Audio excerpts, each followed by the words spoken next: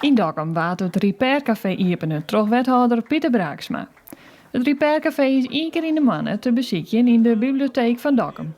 Op de eerste zaterdag van de maand.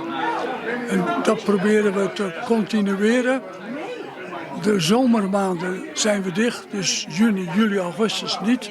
En dan beginnen we in september weer. De waard voort al goed gebruik maken van het Repaircafé, dat het mensen verskate dingen meidje laten kennen.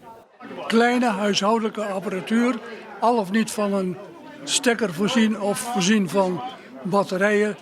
En wij proberen dat te repareren.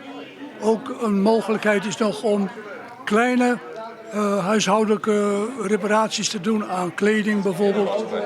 Ik was steeds even draaien. Daar komt het in de voor.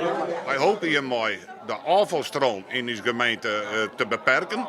Maar het mooie hiervan is, het had ook een heel sociaal aspect. Mensen moeten elkaar, ze helpen elkaar. Het is al je gratis.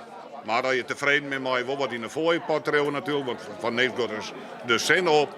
Maar wij hopen dat dit een geval krijgt en dat er protomateriaal die oors naar de afvalbak te gaan, oftewel naar de kleinbak, want je kan je rekken rits in de broek zetten, laten bij wijze van spreken. Dus ik ben vrij breed. Dus zo zijn ze meestal er volop gebruik van. Dat zullen wij als BMW heel graag in de midden.